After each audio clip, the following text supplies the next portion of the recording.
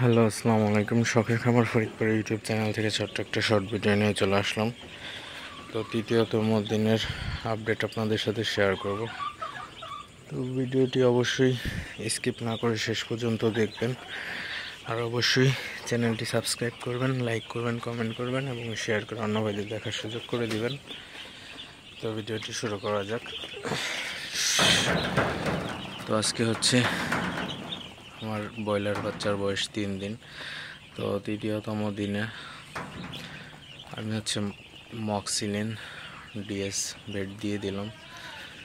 তো আসলে এটা হচ্ছে আপনার বাচ্চাকে ঝরঝরা বানায় এবং আপনার বাচ্চার যে ঠান্ডা লাগবে না, বাচ্চার নাভি শুকায়। তো মূলত এই কাজটা আসলে করে থাকে।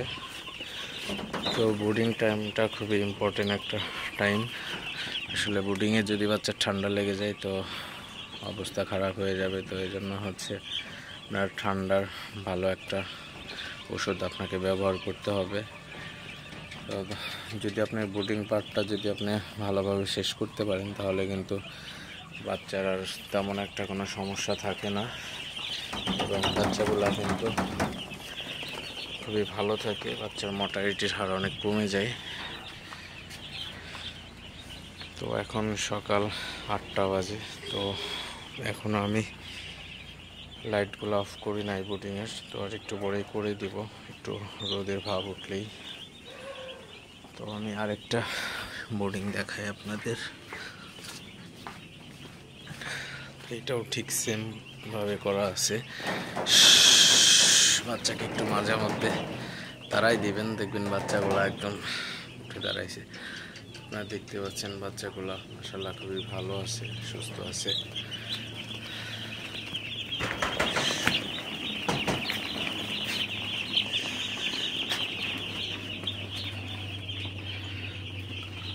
তো সেম ভাবে তো আমি একই ওষুধ ব্যবহার করতেছি, একই বাচ্চা, একই সময়কার আনা।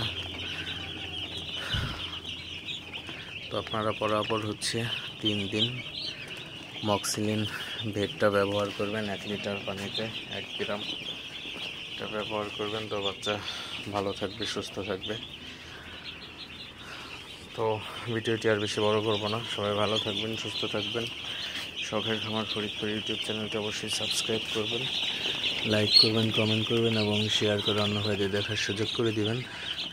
দেখা হবে অন্য কোনো নতুন ভিডিওতে, নতুন কোনো তথ্য নিয়ে। সে পর্যন্ত সবাই ভালো থাকবেন। আল্লাহ হাফেজ।